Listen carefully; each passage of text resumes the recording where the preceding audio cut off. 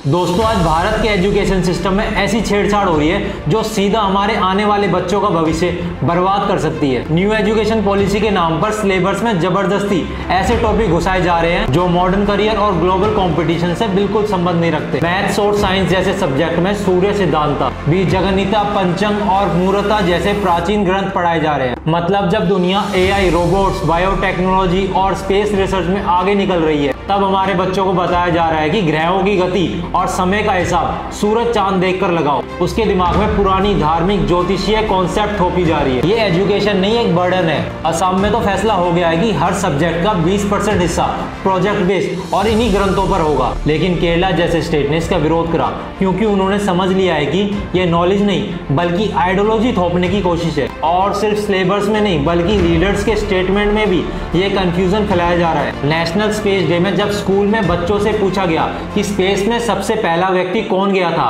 तो बच्चों ने जवाब दिया नील आर्मस्ट्रॉन्ग। लेकिन बीजेपी MP अनुराग ठाकुर ने कहा कि मुझे लगता है पहले हनुमान जी गए थे। अंतरिक्ष में यात्रा करने वाला पहला कौन?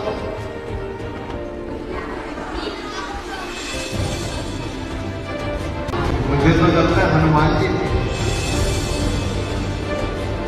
मैं गाली नहीं दे सकता। नहीं, गाली नहीं देना। फैमिली देखती है, वरना मैं ऐसे गाली दूं, ऐसे गाली दूं ना, जिंदगी भर याद रखें ये बात। लेकिन असली फैक्ट क्या है? पहला व्यक्ति जो स्पेस में गया था वो यूरी गागरिन था 1961 में, और पहला इंसान जो चांद पर गया था वो नील आर्मस्ट्रॉन्ग था 1969 में। अब सोचिए जब नेता बच्चों के सामने साइंटिफिक फैक्ट की जगह मिथोलॉजी को प्रेजेंट करेंगे तो बच्चों के दिमाग में क्या कंफ्यूजन पैदा होगा। DMK की कनिमोजी ने सही कहा, साइंस इज नॉट मिथोलॉजी, और ये बात हम सबको समझनी होगी। देखो, संस्कृति भी अपनी जगह इंपॉर्टेंट हो सकती है, उसको भी समझना जरूरी है, लेकिन जब उसको जबरदस्ती मॉडर्न एजुकेशन के सिलेबस में घुसाया जाता है तो इसका डायरेक्ट नुकसान बच्चों को उठाना पड़ता है, जो कि आने वाले इस देश का भविष्य है। जो दुनिया के कंपटीशन में ऑलरेडी स्ट्रगल कर रहे हैं वो और पीछे छोड़ दिए जाएंगे। एजुकेशन का असली मकसद बच्चों को फ्यूचर के लिए तैयार करना है, उन्हें नई स्किल्स देना, उन्हें दुनिया के साथ कम्पीट करने लायक बनाना है। अगर हम पढ़ाई को पॉलिटिकल एजेंडा या रिलीजियस नैरेटिव बनाएंगे तो हम अपने ही बच्चों का फ्यूचर सैक्रिफाइस कर रहे हैं,